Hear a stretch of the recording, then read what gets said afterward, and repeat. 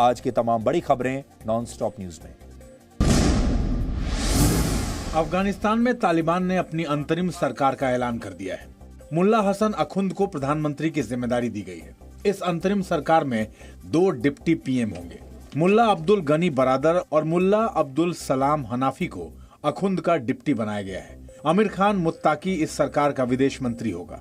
वहीं मुल्ला याकूब को रक्षा मंत्री बनाया गया है। हक्कानी नेटवर्क के सिराजुद्दीन हक्कानी को गृह मंत्रालय दिया गया है। सिराजुद्दीन हक्कानी वही आतंकी है जिस पर अमेरिका ने $50 लाख का इनाम रखा है।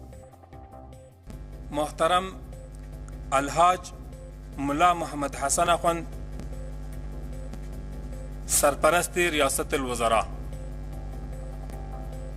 मोहतरम मुल्ला अब्दुल गनी बरादर माविन रियासत वज़रा। साथ ही तालिबान ने यह भी कहा कि पंजशीर पर अब उसका पूरा कंट्रोल है। तालिबान ने दावा किया कि सरकार के गठन में पाकिस्तान का कोई दखल नहीं रहा। तालिबान ने कहा कि अंतर्राष्ट्रीय स्तर पर अफगानिस्तान में नई सरकार को मान्यता दे दी जाए, लेकिन अमेरिका ने पहले ही कह दिया है कि अभी इसमें काफी वक्त है।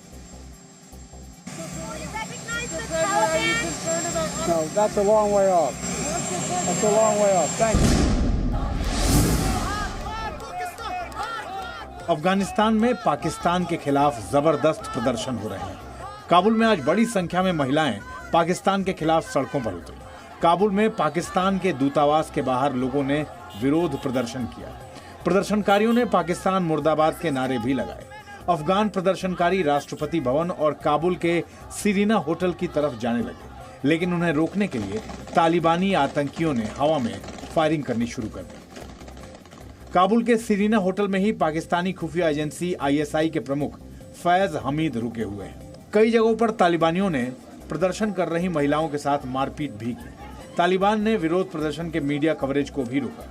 अफगानिस्तान के 3 प्रांत काबुल, मज़ार शरीफ और दायकुंदी में ये विरोध प्रदर्शन।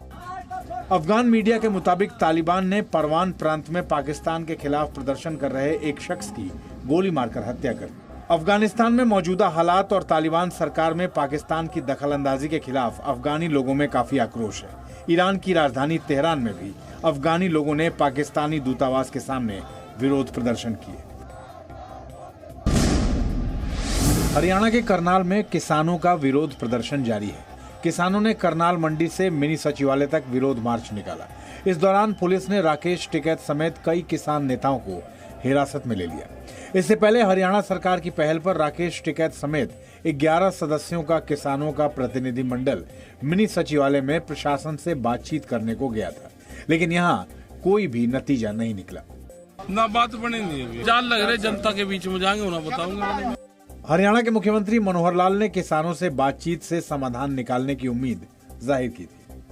11 मेंबरी कमेटी किसानों की बनी है, उनके साथ एडमिनिस्ट्रेशन की बातचीत चल रही है और मुझे लगता है कोई अमिकल रास्ता उसमें से निकल जाएगा। किसानों का आरोप है कि करनाल में पिछले हफ्ते किसानों के विरोध प्रदर्शन के दौरान पुलिस की लाठीचार्ज से सुशील काजला की मौत हो गई और किसान दोषी SDM को गिरफ्तार करने की मांग कर रहे हैं। इसके लिए किसान संगठनों ने करनाल में आज किसान महापंचायत का ऐलान किया था, जिसके बाद प्रशासन ने करनाल को सैनिक छावनी में तब्दील कर दिया है। बावजूद इसके हजारों किसान करनाल में जुट गए और विरोध प्रदर्शन कर रहे हैं। 3 दिनों के दौरे पर यूपी पहुंचे AIMIM अध्यक्ष असदुद्दीन ओवैसी ने आज अयोध्या के रुदौली में जनसभा को संबोधित किया। ओवैसी ने फैजाबाद का नाम बदलने को लेकर यूपी सरकार पर हमला बोला। ये विकास हो रहा है बाबा के दौर में। बाबा के पास एक ही फार्मूला है, जाके बाबा को बोलिए सर वो नाम बदल दो, काम हो जाएगा। हमारी बड़ी बहन भाभी का भी मेंबरशिप हम। इससे पहले लखनऊ में ओवैसी ने अहमदाबाद जेल में बंद अतीक अहमद की पत्नी को AIMIM की सदस्यता दिलाई।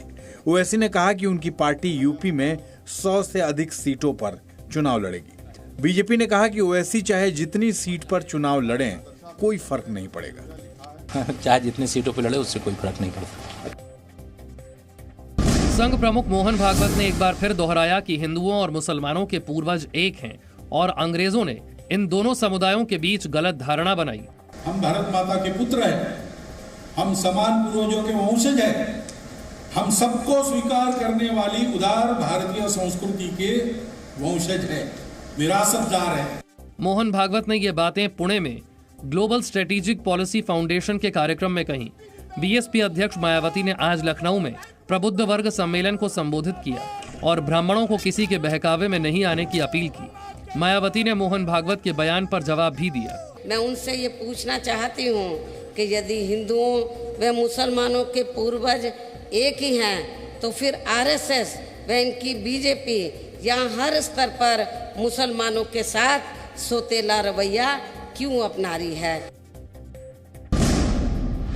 झारखंड विधानसभा में नमाज के लिए अलग कमरा आवंटित किए जाने का विरोध तेज हो गया है। बीजेपी ने विधानसभा के अंदर और बाहर प्रदर्शन किया और भजन कीर्तन करके अपना विरोध जताया। 4 सितंबर को झारखंड विधानसभा सचिवालय ने एक आदेश जारी किया था, जिसमें कमरा नंबर 348 को नमाज कक्ष के रूप में आवंटित किया था। यूपी में भी विधानसभा में नमाज के लिए अलग कमरे की मांग शुरू हो गई है।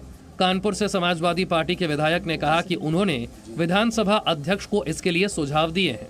मैं तो कह रहा हूँ वहाँ पे एक छोटा सा एक मंदिर भी बन जाए, यानी एक भगवान की मूर्ति हो जाए, ताकि जो लोग ऊपर वाले को मानते हैं आए माथा टेके और अपना काम पे चले। क्या बुराई है? छत्तीसगढ़ के मुख्यमंत्री भूपेश बघेल के पिता नंद कुमार बघेल को 14 दिनों की न्यायिक हिरासत में भेज दिया गया है।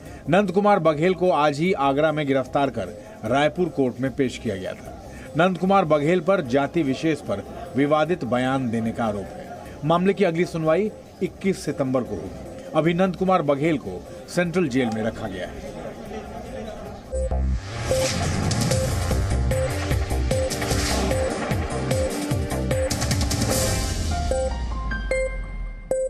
Presenting B News app, available on Google Play and App Store. Download it now.